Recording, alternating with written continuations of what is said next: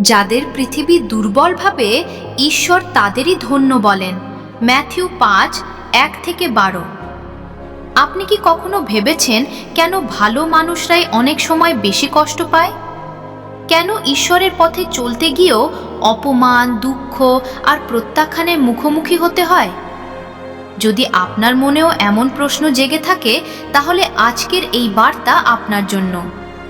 আজ আমরা শুনব প্রভু যিশুর সেই অমর শিক্ষা, যা হাজার হাজার বছর আগে উচ্চারিত হলেও আজও প্রতিটি বিশ্বাসীর হৃদয়ে আশা, শান্তি ও সাহস জাগিয়ে তোলে। একদিন অসংখ্য মানুষ প্রভু যিশুর কাছে জড়ো হয়েছিল। কেউ অসুস্থ, কেউ দুঃখে ভেঙে পড়েছে, কেউ পাপের বোঝা নিয়ে এসেছে, আবার কেউ শুধু তার মুখ থেকে ঈশ্বরের বাক্য শুনতে চেয়েছে। প্রভু যিশু একটি পাহাড়ের ঢালে উঠে বসলেন। তার শিষ্যরা তাকে ঘিরে বসলেন। চারদিকে নীরবতা।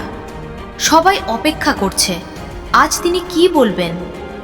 কিন্তু তিনি ধনীদের, ক্ষমতাবানদের বা গর্বিতদের প্রশংসা করলেন না, বরং তিনি বললেন, অন্তরে যারা নিজেদের গরিব মনে করে তারা ধন্য, কারণ স্বর্গরাজ্য তাদেরই।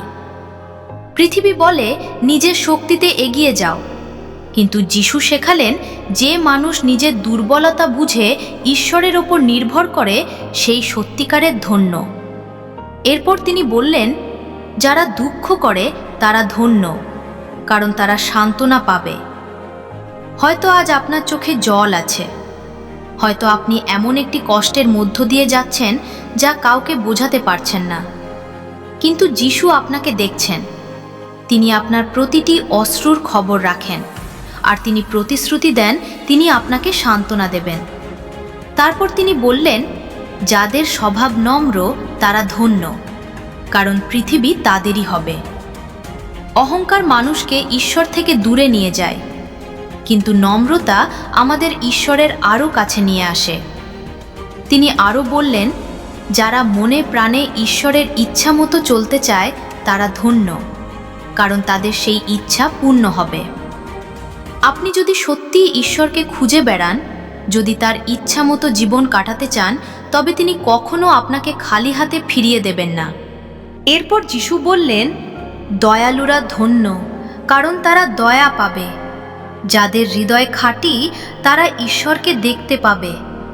যারা মানুষের জীবনে শান্তি প্রতিষ্ঠা করে তারা ঈশ্বরের সন্তান নামে পরিচিত হবে। এরপর তার কণ্ঠে যেন আরও গভীর ভালোবাসা ও দৃঢ়তা প্রকাশ পেল। তিনি বললেন, ঈশ্বরের ইচ্ছা মতো চলতে গিয়ে যারা অত্যাচার সহ্য করে তারা ধন্য, কারণ স্বর্গরাজ্য তাদেরই।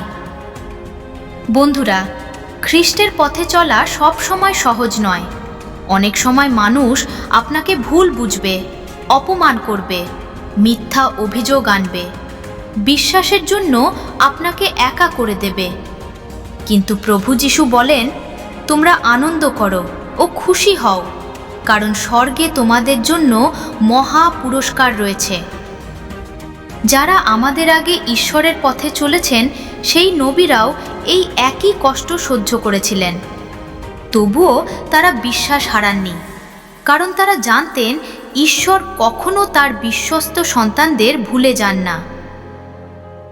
আজ যদি আপনি দুঃখে থাকেন, যদি অপমানিত হন, যদি ঈশ্বরের পথে চলতে গিয়ে কষ্ট পান, তাহলে মনে রাখুন, আপনার কষ্ট বৃথা নয়। আপনার অশ্রু ঈশ্বর দেখছেন। আপনার বিশ্বাসের জন্য তিনি এক অনন্ত পুরস্কার প্রস্তুত রেখেছেন।